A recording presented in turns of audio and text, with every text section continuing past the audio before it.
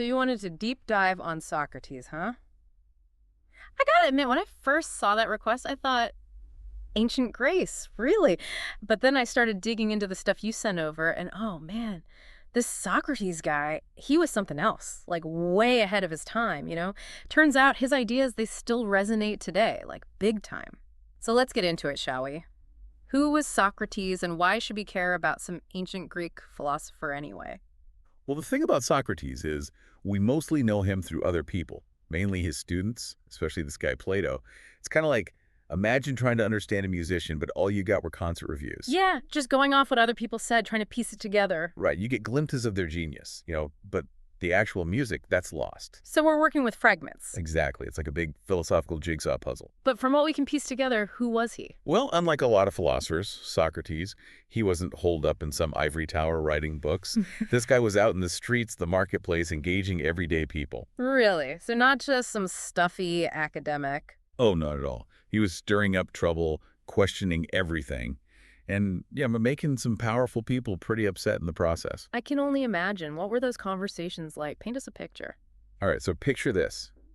You're in the marketplace in ancient Athens, just going about your day, and suddenly this guy Socrates, sidles up to you with this twinkle in his eye and goes, "What is justice?" Haha, just out of the blue. Just like that. And you're probably thinking, well, I know what justice is. Right. Yeah, seems pretty straightforward. But here's where it gets interesting.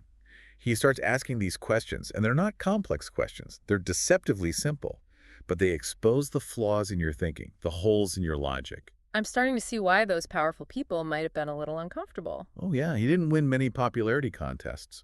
But that was the whole point. He called it the elenchus. But today, we know it as the Socratic method. Right, using questions to get to the truth. Exactly. He wasn't interested in handing out answers.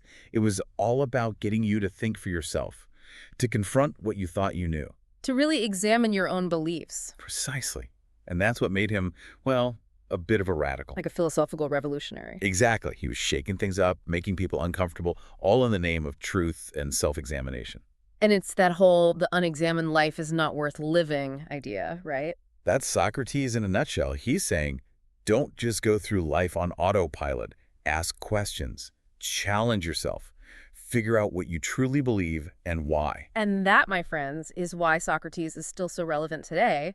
So how would a guy like Socrates, from ancient Greece, how would he handle something like, I don't know, online misinformation today? Wouldn't that be something? To see Socrates tackle the internet. Right. Like, what would he make of all this? Well, imagine him scrolling through, I don't know, let's say he stumbles on one of those viral claims, the ones, no evidence, just outrage. Those are everywhere. Exactly.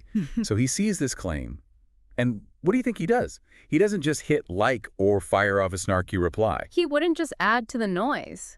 No way. Socrates, he'd be like, hold on a minute, let's break this down. What are the sources? Who's saying this? Is there another side to this story? What are we assuming here? He'd be asking all the right questions, the ones most people don't even think to ask. Because it's easy to get swept up in the emotions, right? Totally, especially online when everyone's shouting their opinions. Exactly. But Socrates, he was all about cutting through that noise, getting to the heart of the matter, uncovering the truth, even if it's uncomfortable. He wasn't afraid of a little discomfort. No, not at all. He embraced it. Remember, this is the guy who said, know thyself. And part of knowing yourself is being willing to question what you believe, even if it makes you uncomfortable. Because you might be wrong. Exactly. And there's no shame in that. In fact, Socrates believed that acknowledging your own ignorance, that's where real wisdom begins. That's powerful. But it's not just about questioning information online. It's about applying that same critical thinking to everything. Absolutely. To our relationships, our careers, our own deeply held beliefs about the world. It's like Socrates is giving us permission to question everything. He is. He's saying, don't be afraid to think for yourselves. Don't just blindly accept what you're told. Challenge the status quo. And that's a message that, well, it might have gotten him into trouble back then. And it might ruffle some feathers today. It might. But it's also a message that the world desperately needs to hear. Because when we stop questioning, when we stop thinking critically, well, that's when things get really dangerous. So how do we do it? How do we actually live a more, A more Socratic life. Well, I think it starts with, like we were talking about, that curiosity. Okay, so asking questions is important. Asking questions, but not just any questions. Right. Not just like, what's the weather today? Exactly. It's about asking those deeper questions, the ones that really get you thinking, the why behind the what. So like Socrates in the marketplace? Yeah, he wasn't satisfied with surface-level answers. He kept digging deeper, challenging assumptions. And that's something we can all do. In any situation. Exactly. Like if you're reading a news article, don't just take it at face value. Ask, who wrote this? What's their agenda? Is there another side to this story I'm not seeing? So it's like being your own BS detector. Exactly. And it goes beyond just information, facts and figures. You can use this Socratic thinking to examine your own beliefs. Oh, you mean like questioning yourself? Yeah. Yeah. Ask yourself, why do I believe this thing so strongly? What's the evidence? Am I open to being wrong? That's tough though, right? To admit you might be wrong? It is. But that's where real growth happens. Remember we were talking about Socrates, he believed that true wisdom starts with acknowledging you don't know everything. Admitting you might be wrong? Exactly.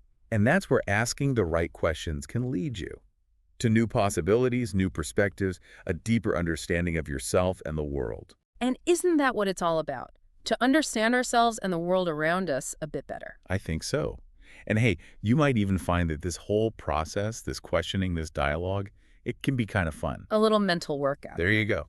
So to sum it all up for our listener who wanted to understand Socrates, it's more than just some old Greek guy. Right? No, absolutely. It's about a way of thinking, a way of engaging with the world that's as relevant today as it was back then. It's about never losing that curiosity, that willingness to question everything and everyone, even ourselves. And to never stop asking why.